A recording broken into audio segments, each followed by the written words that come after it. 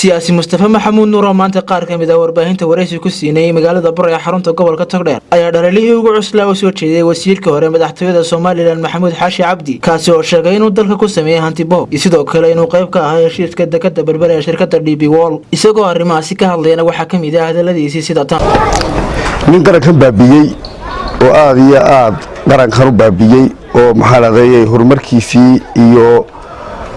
dhaqaalihiisii iyo magaciisii iyo huwanaanshihiisii intaba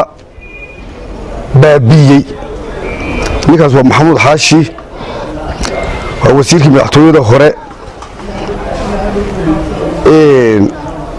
waxyaabaha uu intii uu xilka hayay inankaasi sameeyay ama ninkaasi sameeyay wax bil inanta yar ee laba jirkii may samayn qarankan qofka saddex jirka ee aan af Soomaaliga umaanku fahmayo oo kasta uu garay wuxuu sameeyay qarankan ka galay iyo bulshadan musuqmaasuqu sameeyay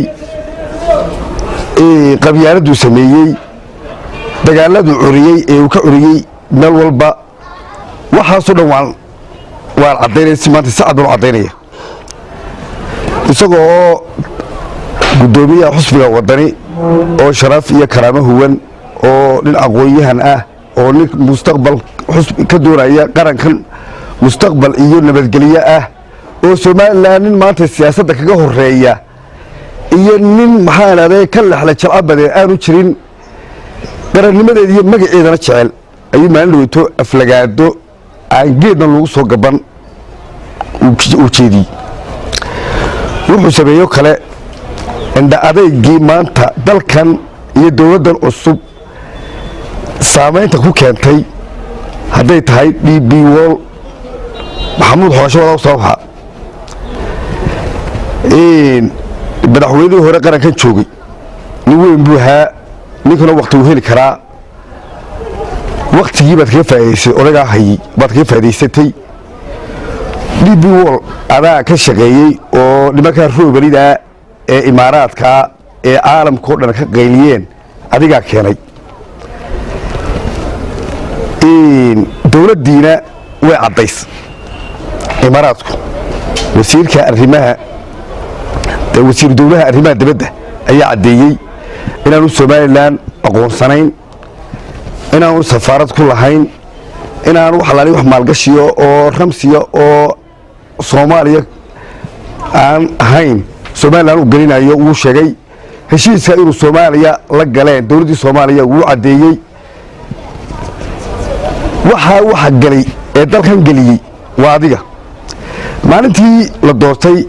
Farmaajo ee dawladdiisa la doortay safarkii ugu horeeyay wuxuu u baxay imaaraadka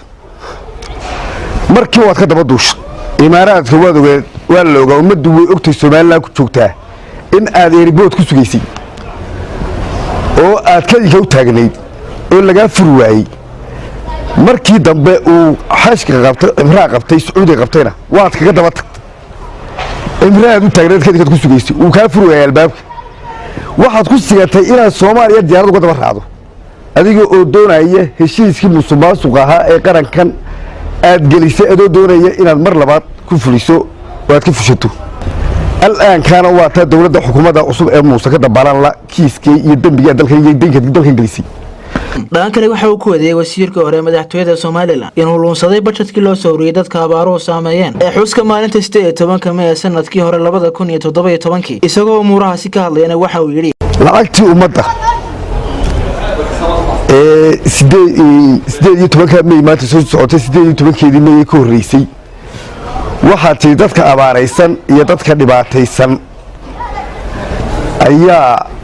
ugu caawinaya lacagtii miisaaniyadda hay'adda lagu tala galay dalka in lagu qabto maxaa la 18 May iyo tii ganacsatada aad ka urursay iyo tii maxaa la leeyahay jaaliyadda dibadda laga soo ururiyay Soomaaliland iyo tii bankan Soomaaliland ku soo dhacaysay wixii akoon baad ku shubatay bal $1 cid aad siisay $1 siisay iyo meel ay ku baxday lacagtii ummadaas oo dhan lahayd ee dhowr iyo 30 milyan ahayd meel Allah iyo meel aad geysay soo jeebka dama baad gashan